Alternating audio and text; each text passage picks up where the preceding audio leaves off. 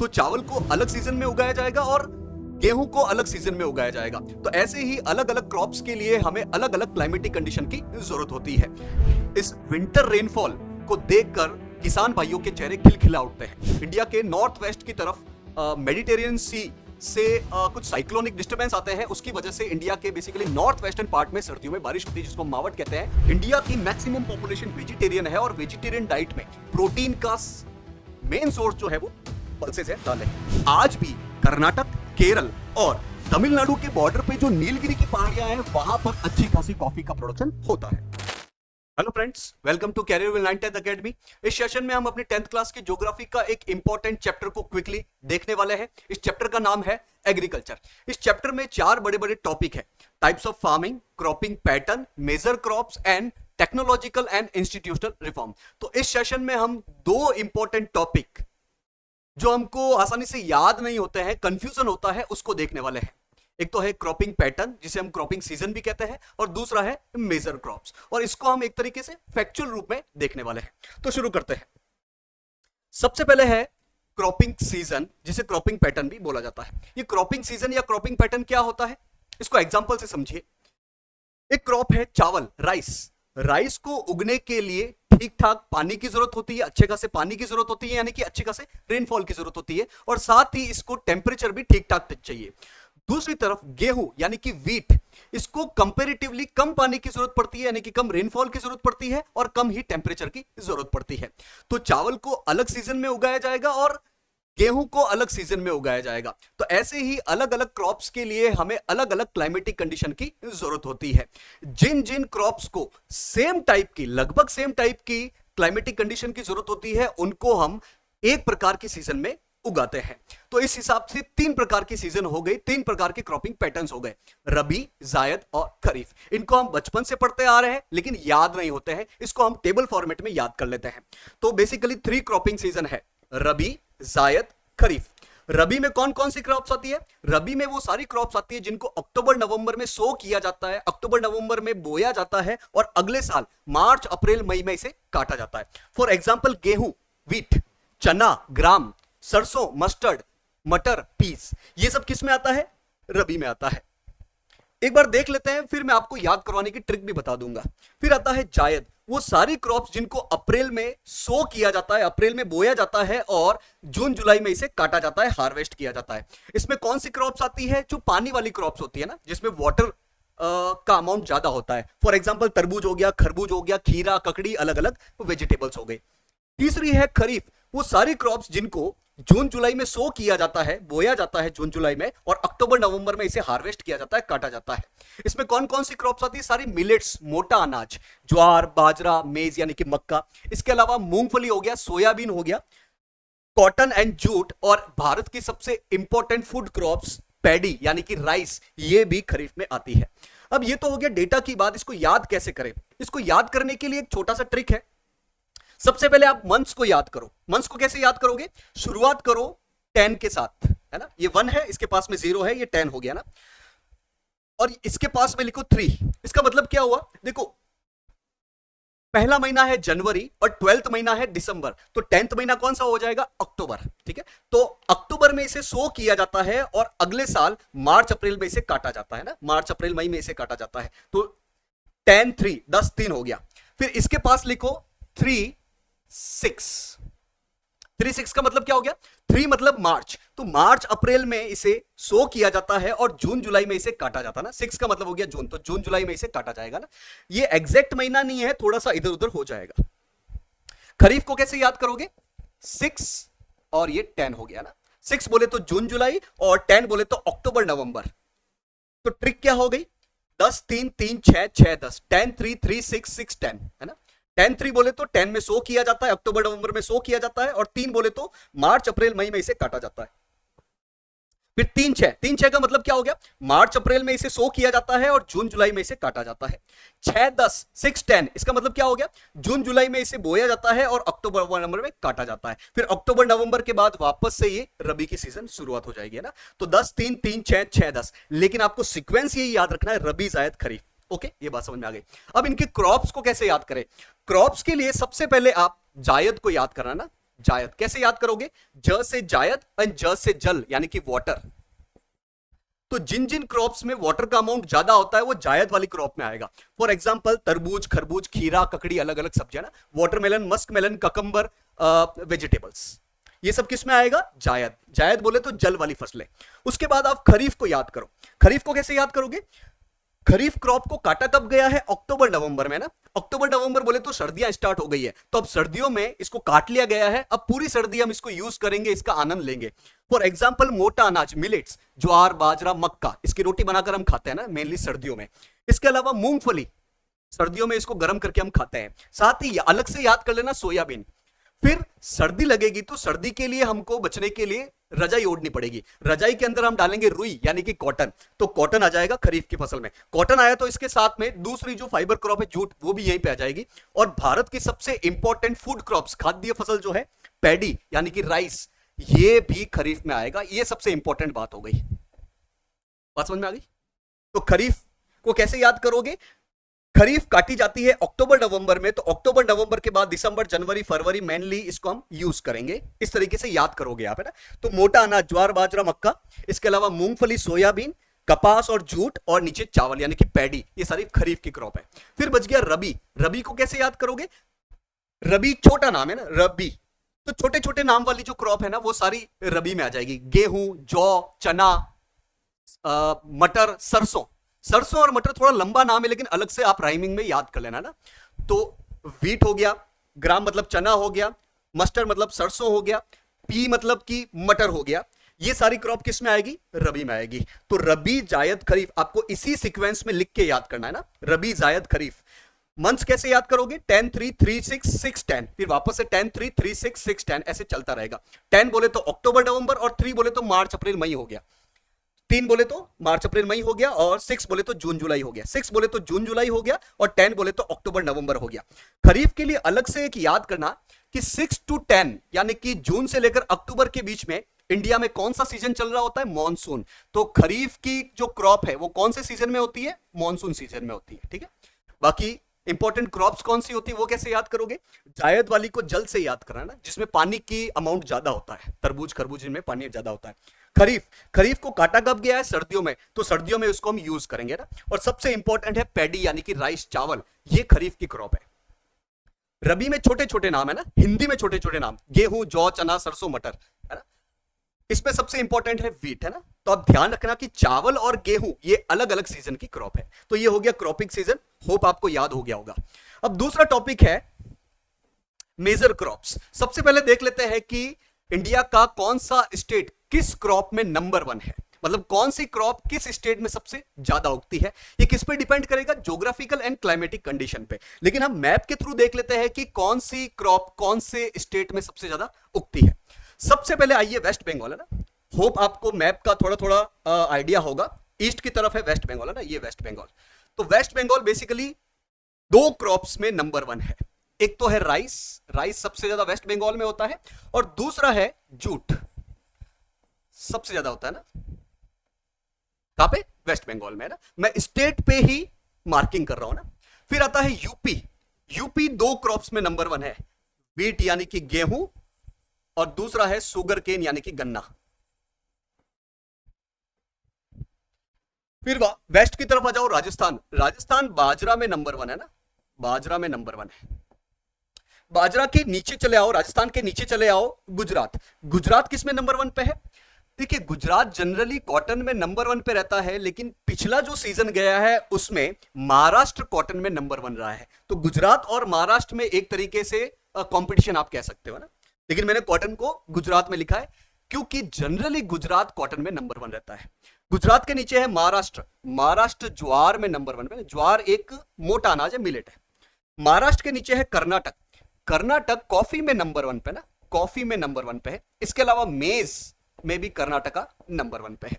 रागी में भी, रागी भी एक मिलेट है ना, मोटा अनाज है, रागी में भी कर्नाटका नंबर 1 पे है। फिर केरला, केरला स्पाइसेस में नंबर 1 पे ना, मसालों के मामले में, डिफरेंट डिफरेंट टाइप के मसालों के मामले में केरला नंबर 1 पे है। पल्सेस यानी कि दालें, दालें तो सबसे ज्यादा एमपी में होती है ना, एमपी, मध्य प्रदेश। एक बच गया है टी, चाय। चाय असम में सबसे ज्यादा होती है ना, असम चाय में नंबर 1 पे, मैंने टी यहां पे लिख लिया है, ठीक है। तो राइस और जूट के मामले में West Bengal, wheat and sugarcane के मामले में यूपी, बाजरा के मामले में राजस्थान, कॉटन के मामले में गुजरात। पिछले सीजन में महाराष्ट्र नंबर 1 पे रहा है, लेकिन जनरली गुजरात नंबर 1 पे रहता है कॉटन के प्रोडक्शन के मामले में। फिर महाराष्ट्र ज्वार में नंबर 1 पे, कर्नाटका कॉफी, मेज एंड रागी में नंबर 1 पे, and Kerala is on the top rank in spices production, and T के मामले में असम हो गया। तो इस एक ही मैप से हमको अलग अलग जो मेजर क्रॉप्स है उनके टॉप प्रोड्यूसिंग स्टेट्स के बारे में पता चल गया है। तो अब मेजर क्रॉप्स के बारे में हमको अलग से याद करने की जरूरत नहीं है कि कौन सा स्टेट कौन सी क्रॉप में नंबर 1 पे है। अब देख लेते हैं इन मेजर क्रॉप्स के बारे में कुछ और प्रॉपर्टीज, है ना। तो बेसिकली हर क्रॉप्स के बारे में हमें क्या क्या देखना होता है, हमें देखना होता है कि उस क्रॉप को उगाने के लिए टेम्परेचर एंड रेनफॉल कंडीशन क्या चाहिए, बेसिकली क्लाइमेटिक कंडीशन क्या चाहिए। इसके अलावा कुछ क्रॉप के बारे में सॉइल भी दिया हुआ है अपनी एनसीईआरटी में। इसके अलावा कुछ और प्रॉपर्टी, कुछ और कैरेक्टरिस्टिक्स भी है, इनको हम एक टेबल फॉर्मेट में देख लेते हैं ताकि कंफ्यूजन ना हो। तो बेसिकली हम 10-12 क्रॉप्स के बारे में इस टेबल फॉर्मेट में देखने वाले हैं। सबसे पहले है राइस, भारत की सबसे इंपॉर्टेंट फूड क्रॉप। इसको टेम्परेचर क्या चाहिए, 25 डिग्री सेल्सियस से ऊपर चाहिए और 100 सेंटीमीटर से ऊपर रेनफॉल चाहिए। तो गर्मी भी ठीक ठाक चाहिए और पानी भी ठीक ठाक चाहिए, यानी कि हॉट एंड ह्यूमिड क्लाइमेट चाहिए ना। हॉट मतलब गर्म और ह्यूमिड मतलब थोड़ा नमी होना चाहिए, वाटर अमाउंट होना चाहिए। पूरे वर्ल्ड में नंबर 1 पे कौन है, चाइना, और अपना इंडिया कौन से नंबर पे है, सेकंड पोजीशन पे ना। पूरे वर्ल्ड की बात करें राइस प्रोडक्शन के मामले में। फिर सेकंड इंपॉर्टेंट क्रॉप है इंडिया की व्हीट। व्हीट के लिए टेम्परेचर कूल चाहिए, तभी तो ये रबी सीजन में उगाई जाती है ना। रबी सीजन बोले तो 10-3 याद कीजिए, है ना। 10-3 बोले तो अक्टूबर नवंबर से लेकर मार्च अप्रैल। तो इसको उगाने के लिए कूल सीजन होना चाहिए। रेनफॉल चावल से कम चाहिए, 50 to 75 सेंटीमीटर। इसको पकने के समय में, गेहूं को पकने के समय में थोड़ी सी तेज सनशाइन चाहिए ना, मतलब फरवरी मार्च मान लीजिए आप। इसके अलावा सर्दियों में जो बारिश होती है, विंटर रेनफॉल जिसको मावट कहते हैं, वो रबी क्रॉप्स के लिए और पर्टिकुलरली गेहूं की क्रॉप्स के लिए बहुत बढ़िया रहती है। इस विंटर रेनफॉल को देखकर किसान भाइयों के चेहरे खिलखिला उठते हैं। अच्छा, विंटर रेनफॉल होता क्यों है, याद रखिएगा वेस्टर्न डिस्टर्बेंस की वजह से, है ना। इंडिया के नॉर्थ वेस्ट की तरफ मेडिटेरियन सी से कुछ साइक्लोनिक डिस्टर्बेंस आते हैं, उसकी वजह से इंडिया के बेसिकली नॉर्थ वेस्टर्न पार्ट में सर्दियों में बारिश होती है, जिसको मावट कहते हैं। और ये जो मावट है वो रबी की क्रॉप और पर्टिकुलरली व्हीट की क्रॉप के लिए बहुत ज्यादा बेनिफिशियल होती है। फिर है मेज, मक्का। मेज के लिए 21 to 27 डिग्री सेल्सियस टेम्परेचर चाहिए। रेनफॉल के बारे में कुछ बताया नहीं है। सॉइल के बारे में बोला गया है ओल्ड अलुवियल सॉइल चाहिए ना, ओल्ड अलुवियल सॉइल चाहिए। ओल्ड अलुवियल बोले तो जो रिवर्स अपने साथ में लेके आती है, लेकिन ये पुरानी मिट्टी है ना, पुरानी मिट्टी है, पिछले साल इन्होंने इकट्ठी की है या उससे पिछले साल इन्होंने इकट्ठी की है। फिर है पल्सेस, दालें। अब दालों के बारे में कुछ पर्टिकुलरली क्लाइमेटिक कंडीशन नहीं बोली गई है, लेकिन दालों के बारे में, पल्सेस के बारे में जो सबसे इंपॉर्टेंट बात आपको याद रखनी है कि ये एक लेगुमिनस क्रॉप है, मतलब फलीदार फसल है। और फलीदार फसल होने की वजह से ये एटमॉस्फेयर से नाइट्रोजन का फिक्सेशन करती है। नाइट्रोजन का फिक्सेशन बोले तो नाइट्रोजन को यूजफुल फॉर्म में, हम जिस रूप में इसको यूज कर सकते हैं उस फॉर्म में ये लाती है। तो अगर आप अपने खेत में दालों को लगाओगे, पल्सेस को लगाओगे, तो बिकॉज पल्सेस नाइट्रोजन का फिक्सेशन करने में हेल्प करती है, तो अपनी मिट्टी में नाइट्रोजन आएगा, और नाइट्रोजन आएगा तो अपनी मिट्टी की, अपनी सॉइल की फर्टिलिटी बढ़ेगी। तो किसान भाइयों को चाहिए कि वो ज्यादा से ज्यादा या क्रॉप रोटेशन में इन पल्सेस की फसलों को लगाए। तो लेगुमिनस क्रॉप्स होने की वजह से ये नाइट्रोजन का फिक्सेशन करती है एयर से, जिसकी वजह से अपनी सॉइल की फर्टिलिटी वापस से आती है। तो इसीलिए किसान भाई इसको रोटेशन में उगाते हैं। मतलब अगर कोई किसान भाई साल में 2 या 2 से ज्यादा फसल उगा रहा है, 2 या 2 से ज्यादा क्रॉप लगा रहा है, तो उसको चाहिए कि वो जब दूसरी कोई फसल लगाए तो उसमें फिर दालों को जरूर लगाए। पूरी दुनिया में इंडिया सबसे बड़ा प्रोड्यूसर है और सबसे बड़ा कंज्यूमर है। हम ही सबसे ज्यादा प्रोडक्शन करते हैं और हम ही इसको सबसे ज्यादा खाते हैं, क्योंकि इंडिया की मैक्सिमम पॉपुलेशन वेजिटेरियन है, और वेजिटेरियन डाइट में प्रोटीन का मेन सोर्स जो है वो पल्सेस है, दालें। नेक्स्ट है हॉर्टिकल्चर क्रॉप। हॉर्टिकल्चर क्रॉप्स में क्या आता है, फ्रूट्स एंड वेजिटेबल्स, है ना, फ्रूट्स एंड वेजिटेबल्स। अब इसमें एक ही चीज बताई गई है कि पूरे वर्ल्ड में टॉप पे है चाइना और हम लोग सेकंड पोजीशन पे है पूरे वर्ल्ड की बात की जा रही है ना, फ्रूट्स एंड वेजिटेबल्स के मामले में। फिर नेक्स्ट है रबर, एक प्लांटेशन क्रॉप है। इसको 25 डिग्री सेल्सियस से ज्यादा टेम्परेचर की जरूरत चाहिए और रेनफॉल तो अच्छा खासा चाहिए, 200 सेंटीमीटर से भी ज्यादा चाहिए ना।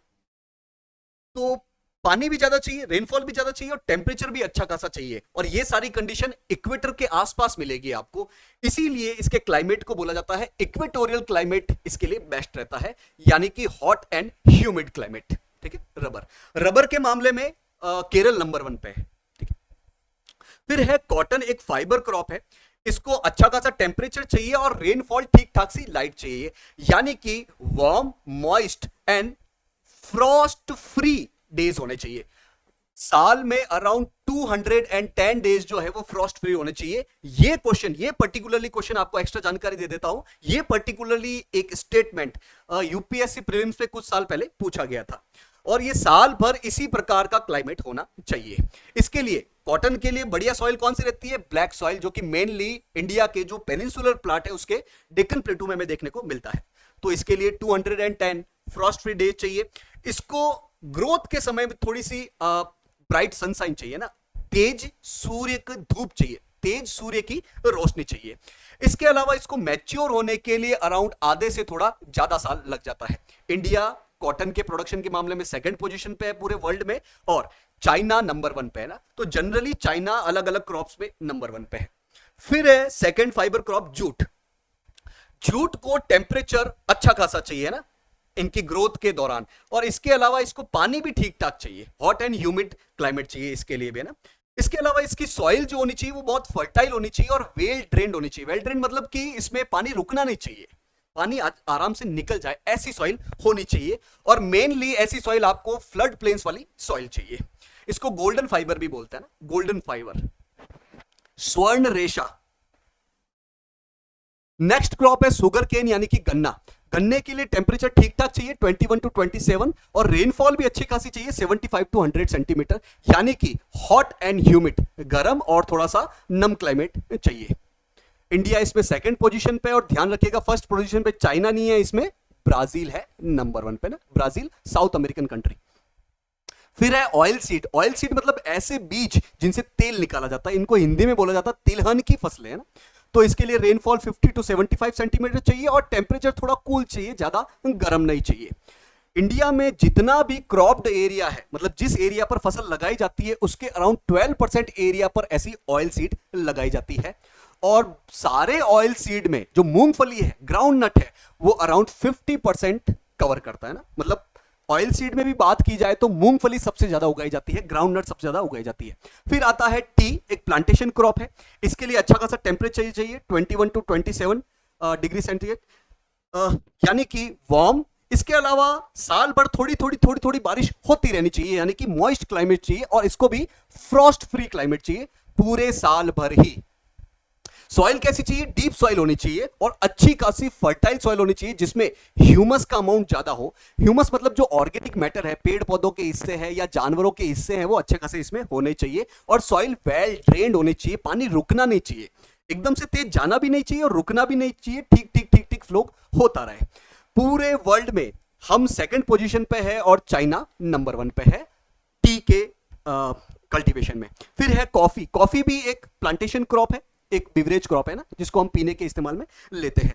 अब इसमें टेम्परेचर भी ठीक ठाक चाहिए और रेनफॉल भी ठीक ठाक चाहिए, hot and humid climate coffee के लिए भी चाहिए। अब इसमें कॉफी की अलग अलग वैरायटी है। एक वैरायटी का नाम दिया हुआ है अरेबिका वैरायटी, जिसकी डिमांड बहुत अच्छी है क्योंकि क्वालिटी बहुत बढ़िया है और इंडिया में अच्छी खासी मात्रा में इसका प्रोडक्शन होता है। शुरुआत में इसको लेके आए थे हम, वेस्ट एशियन कंट्री है यमन, वहां से।